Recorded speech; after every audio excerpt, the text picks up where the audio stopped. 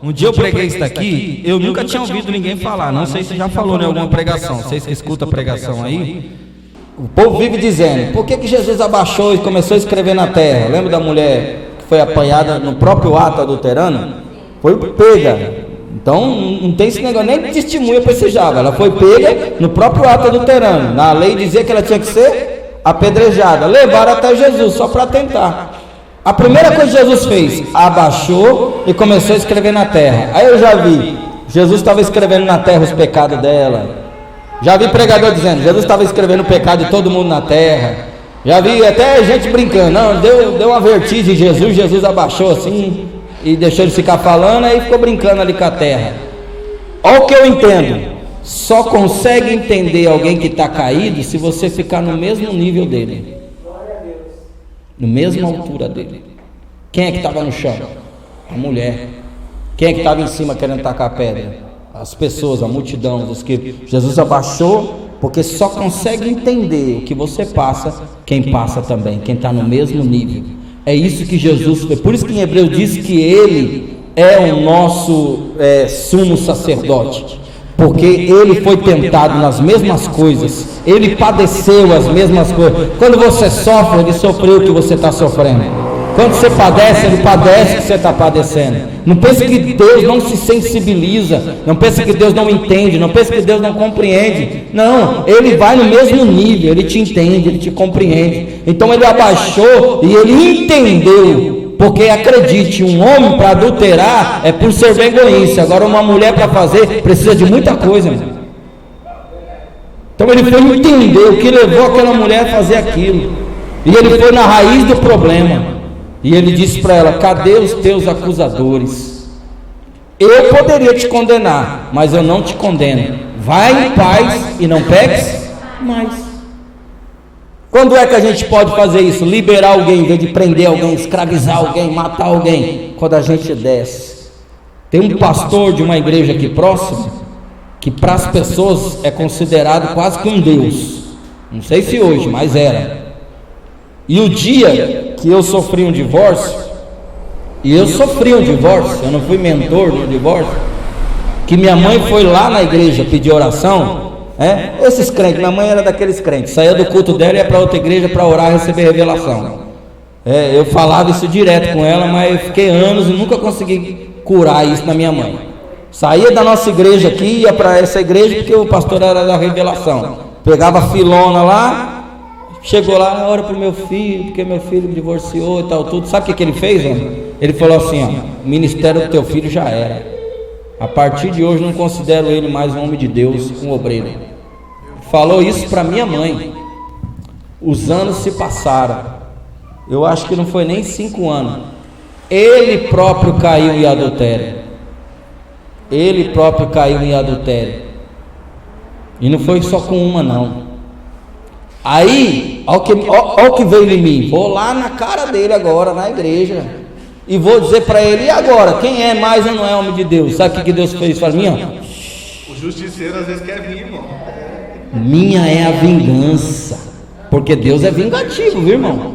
Nós não pode ser não, porque a nossa justiça, mas a de Deus só fez assim, ó. O dia que ele vê você na rua, a consciência dele vai, ó. Aí um dia ele me viu na rua, ficou... Sabe quando você vê na rua e fica assim, ó? Se ele tivesse um escudo, ele colocava. Aí eu, Pai do Senhor, pastor fulano de tal, varão, Pai do Senhor, Deus te abençoe, amém. Isso é pior do que um tapa na cara, irmão. É hipocrisia que fala, né, pastor? Eu falei um pouco irônico, né, eu confesso. Mas é assim, irmão, é assim. Esse é um dispositivo de Deus. Então, eu tive também uma tia minha que falou, hoje eu entendo. Ela casou com 3, já morreu tudo. É que está no vídeo aqui, eu não posso falar. Entendeu? Caso de família. Esse caso de família é problema, né? Casou já umas 3 vezes aí, o caba morre, ela cai de novo, o caba morre, ela cai de novo. Está parecendo Viúva Negra, Deus me livre. Mas vamos voltar lá. Olha como a Bíblia, irmãos. O Lucas dá risada. Olha como a Bíblia está em conexão. Nós lemos isso lá em Gênesis 3, né? Lê aí o que está escrito em 1 João. Capítulo 2. 1 João, primeira epístola de João, capítulo 2, verso de número 16. Porque tudo que há no mundo, a concupiscência da carne, a concupiscência dos olhos e a soberba da vida, não procede do Pai, mas procede do mundo. O evangelista João falando a mesma coisa que aconteceu com Eva lá na frente. Olha o que ele fala: a concupiscência da carne, a concupiscência dos olhos e a soberba da vida, corpo, alma e espírito. Os 3 níveis de tentação, ele fala que ainda fala na ordem. Irmão, a Bíblia é maravilhosa, irmão. A Bíblia não tem qual é a palavra correta? A Bíblia não tem coincidência, né? A Bíblia é a conexão de Deus, é a verdade de Deus. Então até na ordem ele fala: a concupiscência da carne, a concupiscência dos olhos e a soberba da vida. O que acontece no corpo, o que acontece na alma, o que acontece no espírito. É os 3 níveis de tentação na vida do homem. Gente, nós vamos ter que ir 9h10. Está na hora de acabar o culto. Então daí a salvação pode nos alcançar, como diz lá em Hebreus 7:25. Lembra de Hebreus 7:25? Que a salvação pode nos alcançar. Aí tem a tradução: totalmente, completamente e perfeitamente. Ou seja, a salvação de Deus alcança o homem por inteiro. Porque Deus não vai salvar você só no espírito. Deus salva você no espírito, salva você na alma e salva você no corpo. Porque pode alcançar nós nos nossos 3 estágios. Apocalipse 22:13 revela que Deus é princípio e fim, alfa e ômega, ou seja, a obra que Deus começou, Ele não pode parar na metade do caminho. Ou seja, a salvação ela é obra de Deus, não é obra nossa, é obra de Deus. Então foi Deus quem nos salvou. Logo, se a salvação pudesse ser parada no meio do caminho, significa que Deus não terminou o que Ele começou. Mas isso é impossível. Ele começou na sua presciência, onde Ele nos conheceu e nos elegeu, e Ele nos levará até a glorificação. A nossa salvação está eternamente por Ele segura. Leia aí Filipenses capítulo 1, versículo 6. Por que os pastores na igreja ficam dizendo? Hoje mesmo eu comentei lá num comentário no Facebook, o cara colocou uma foto, olha só, olha o nível de aberração. Pôs uma foto no Facebook do inferno, os diabos lá com tridente, chifrinho, rabão, todo vermelho lá, ardendo em fogo, e com uma corrente na mão, e essa corrente ia, enrolava no pescoço de um, ia, enrolava no pescoço de outro, ia, enrolava no pescoço do outro. Aí ele colocou dizendo assim: a noiva do cordeiro, desperta, porque os dias são maus e tal, não sei o que. Eu botei embaixo e falei: irmão, pelo amor de Deus, irmão, que nível de burrice é esse sua? Não, tem hora que dá vontade. Não, eu tenho que falar assim, porque que nível de burrice. Primeiro que a figura que você colocou não retrata o inferno. No inferno, irmão, o diabo não atormenta, ele é atormentado. No inferno, não é o diabo o atormentador, ele é atormentado. O inferno é punição para ele, irmão. Você acha que ele está lá dando risada e furando os outros lá, como você aprendeu? O atormentador do inferno é Deus, irmão. O inferno, irmãos, é a punição de Deus para o diabo. Porque se você pensar que é assim, então o diabo saiu no lucro. Saiu no No lucro. final de tudo, ele ainda vai continuar fazendo mal às almas dos homens. E o inferno ainda não é o fim. O inferno é a sala de espera. O fim é o lago de fogo. Porque a Bíblia diz que Deus vai pegar o inferno e vai jogar no lago de fogo. Então o inferno, para com esse negócio de que o inferno é a casa do diabo. O diabo está lá no inferno, lá a casa dele, sai de lá e entra a hora que ele quiser. O inferno é lugar aonde o diabo é atormentado. É punição para o diabo. Tem corrente lá, não tem tridente, não tem nada. As pessoas vão sofrer lá pela ausência de Deus, a ausência eterna de Deus. Nunca mais não vão ter nem acesso nem contato com Deus. Aí eu falei: então na figura você já está pecando. Depois você coloca o texto dizendo: cuidado, noiva do cordeiro. Irmão, a noiva do cordeiro não vai para o inferno não, irmão. Que mania é essa que vocês têm de dizer que um crente salvo em Jesus, noiva do Cordeiro, e tem a possibilidade para o inferno? Se salvação é justamente livrar a pessoa do inferno. Um dos significados de salvação é isso: livrar a pessoa do inferno. A pessoa deixou de ser condenada. E aí perde, né? Ó, você está aqui na igreja, mas você sair da igreja, você vai para o inferno. Na verdade, não é que vai para o inferno, é que ele não quer que você saia debaixo do domínio dele, do domínio da religião, do controle da religião. Não quer que você saia dali de baixo. Ah, então eu posso sair da igreja e fazer o que eu quiser. Você pode fazer o que você quiser, meu filho. Um dia nós vamos prestar conta, nós vamos chegar nas obras, nós vamos chegar na disciplina. Mas, irmãos, o que Deus fez no seu espírito, ninguém desfaz mais. Agora, na alma, é a parte com que eu e você coopera, participa na salvação. E aí, porque não tem crente mais salvo e menos salvo. Ou você é salvo ou você não é. Mas tem crente mais santo e menos santo. Crente que santifica mais, crente que não santifica menos. Crente que não vale o que gato enterra na areia, e não precisa falar o que gato enterra na areia. E crente que anda em santidade, irmão. Tem uma raça de crente aí que Deus vai salvar, porque é pela graça mesmo. Irmão, tem filho de Deus que parece a imagem do Satanás, irmão. A gente fala assim, é porque às vezes tem que falar para dar aquele choque de realidade. Mas, por exemplo, você já viu pessoas que criou seu filho com tanto carinho, com tanto amor, que deu o melhor que podia, mas o camarada virou um cão na terra? É a mesma coisa. Tem filho que agrada e tem filho que desagrada. A gente ama todos, sim ou não? Eu tenho 4 filhos. Aí tem hora que uns dá raiva que dá vontade de pegar no pescoço.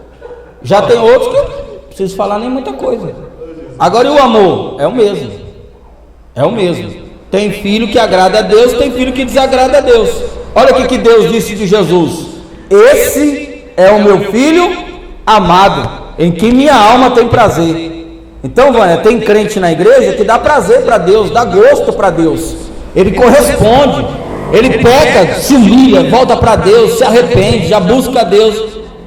É que nem uma vez, eu encerro aqui esse caso do horário. É que nem uma vez, lá no Pernambuco, 2 pessoas, Renato, cometeram o mesmo erro. 2 pessoas cometeram o mesmo erro. Uma chegou em mim e chegou chorando, se acabando. Você via que a pessoa estava acabada. A pessoa não foi para a escola, a pessoa não foi para o trabalho, a pessoa estava mal, a pessoa estava ruim. Chegou ali diante de mim, conversou, explicou o contexto de vida, tal, tudo. Eu falei: dobra o joelho aí. A pessoa dobrou o joelho, botei a mão na cabeça dela, falei: Senhor, está aqui tua filha, assim, assim, assim. Perdoa ela, pá. Vida que segue, mano. Ô pastor, vai botar disciplina? Não, vida que segue. E por eu estar em outro ministério, eu teria que tirar até a ceia, que hoje eu entendo diferente, mas por eu estar em outro ministério, eu tinha que tirar até a ceia. A pessoa saiu de lá, saiu aliviada. Quando eu fui conversar com a outra pessoa, chegou lá mascando chiclete, sentando assim. E aí, filho, o que aconteceu?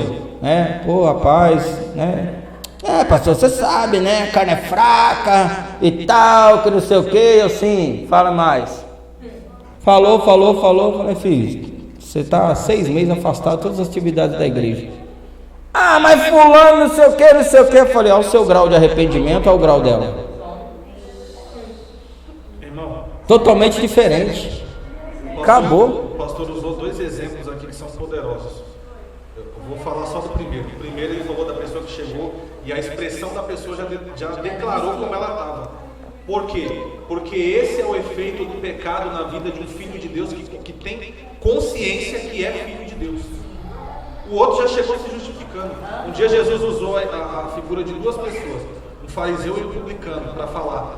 O fariseu chegou lá: Senhor, obrigado, porque eu não peco, eu dou o dízimo de tudo, eu não adultero, não traio minha mulher, não faço isso nem aquilo. Tá, orou, maravilha.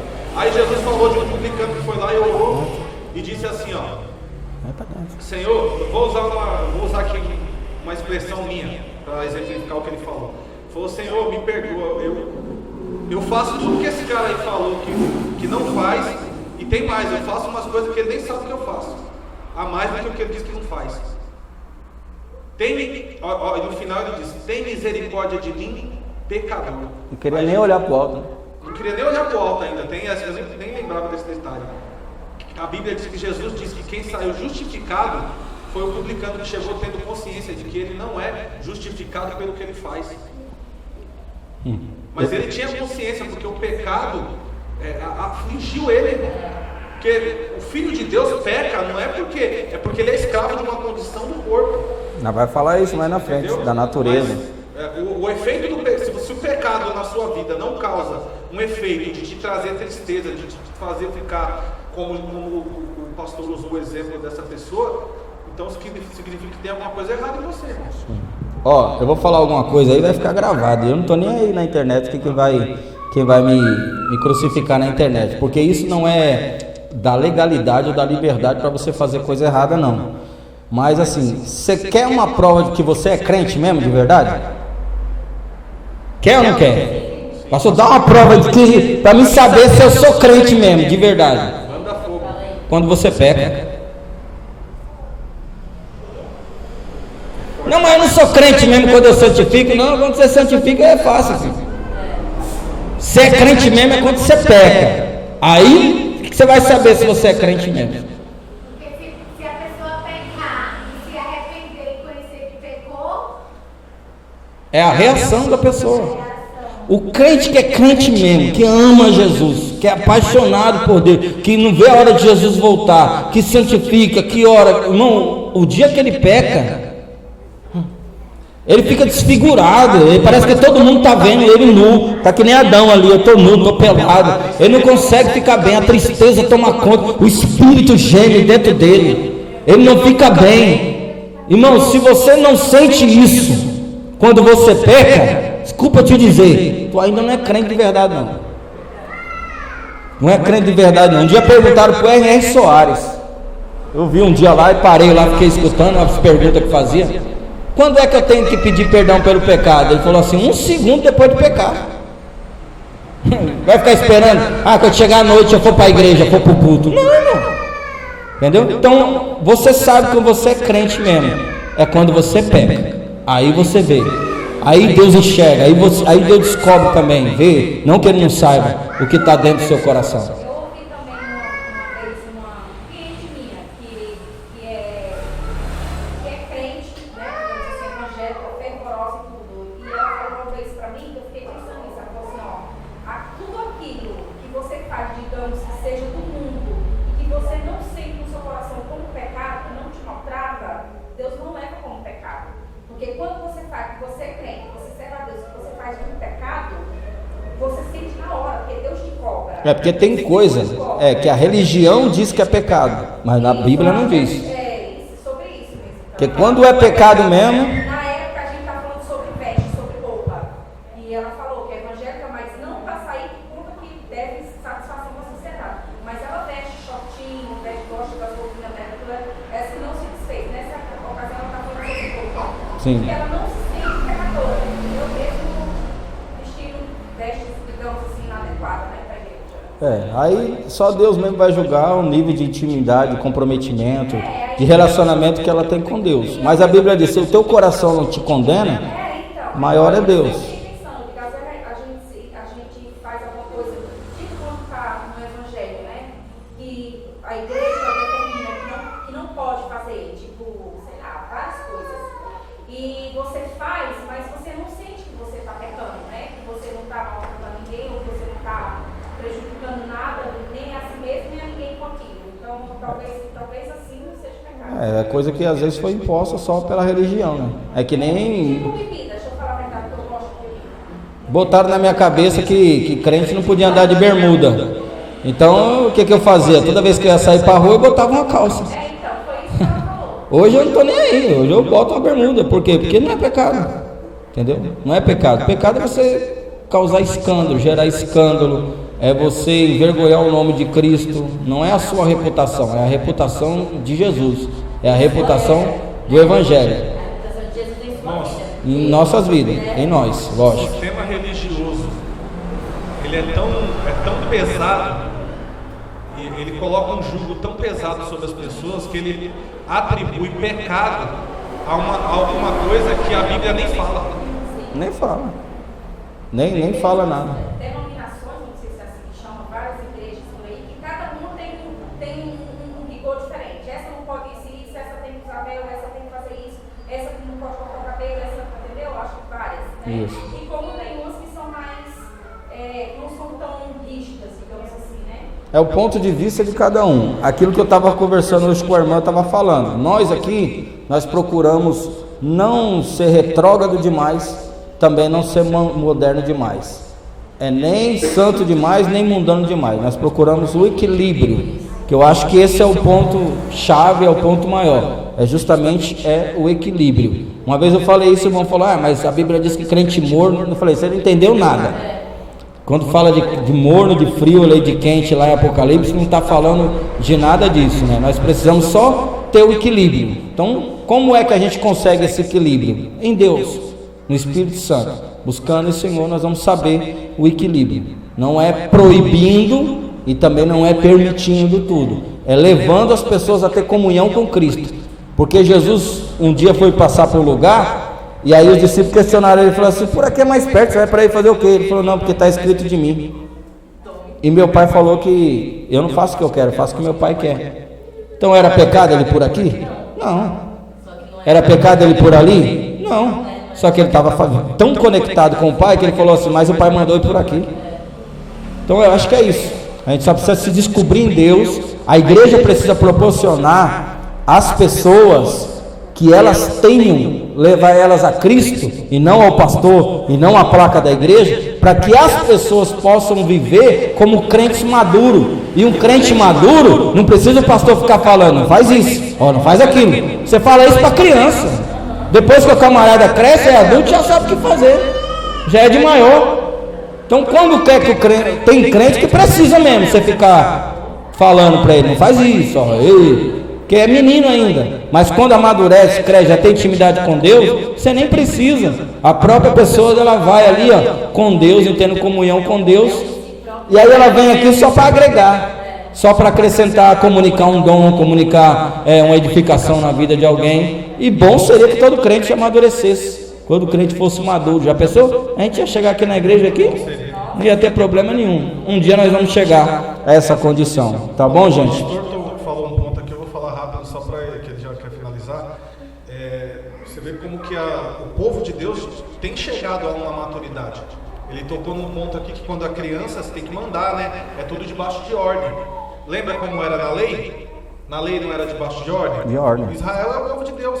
A igreja também é o povo de Deus. Mas Israel não tinha maturidade para viver em liberdade.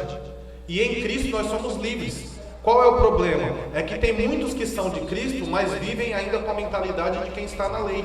Ainda não amadureceram. Por isso que Paulo disse assim, eu tudo posso, mas nem tudo me convém. Ele sabe exatamente o que ele deve e o que ele não deve fazer. Simples assim. Nós precisamos buscar o equilíbrio e a maturidade. Então, você só pergunta aquilo que você não tem certeza. Sim ou não? Exato. Quando você tem certeza de uma coisa, você precisa ficar perguntando? Não que os irmãos não tenham que perguntar, entenda? Nós estamos falando agora em outro sentido. Se você não sabe de uma coisa, você tem que perguntar mesmo. Mas eu estou falando com relação, ninguém precisa chegar em mim e eu não preciso chegar em ninguém e perguntar que tipo de roupa que eu tenho que vestir. Eu não preciso chegar em ninguém e perguntar o que eu posso e o que eu não posso beber. Eu não preciso mais disso, porque eu já cheguei num nível de maturidade nesse sentido, que eu sei o que o pai gosta e o que o pai não gosta. Eu sei o que Deus aprova e o que Deus reprova. Então é esse nível de maturidade que a igreja precisa chegar, a ponto de só comunicar o dom, só comunicar aquilo que edifica, só comunicar aquilo que ajuda, que agrega na vida do outro, e não ficar o tempo todo. Eu fico vendo um povo fazendo pergunta para os pastores na rede social, que eu falo, meu Deus do céu, não tem o que fazer não, perguntando cada besteira, cada coisa assim. Até o Valadão brinca lá, vocês não é crente não. Eu dou risada com aquele negócio do Valadão lá, porque os caras fazem umas perguntas ali, aí você vai olhar, tem 10, 15, 20 anos de crente. Não é crente novo, de 2, 3 anos na igreja não. É crente velho já tomou um barril de Santa Ceia, já comeu uma padaria de pão. E mais ainda continuando na mesma coisa, pecando, errando, falhando, batendo cabeça na mesma coisa. Pode beber vinho, pastor, pode usar isso, pastor, não sei o quê. Se não cresceu ainda, pergunte. Se não entendeu ainda, pergunte. Mas acredite, a ideia de Deus é elevar o nível. A ideia de Deus é que você cresça. Amém? Irmãos, eu por mim até 10 horas, né? Mas a gente sabe que tem irmãos aqui que precisam trabalhar, acordar cedo. E os irmãos moram longe, moram em Jardim Santo André. Amém? Então, que Deus abençoe os irmãos. Não deu tempo de falar a diferença entre salvação e reino de Deus, que é uma das maiores confusões teológicas. É por isso que ficam pregando aí que crente perde a salvação, pode ir para o inferno, porque não entende. O que Deus cobra e exige de nós é para nos recompensar, nos galardoar, mas a salvação é o favor de Deus que nós não merecemos. E salvação não é recompensa, a gente vai falar sobre isso. Salvação é uma coisa, recompensa é outra. Mas eu digo a você, vem no domingo, que o domingo nós vamos terminar essa parte e vamos começar falando como eu sou salvo, por que que eu sou salvo. Vai ser maravilhoso, amém?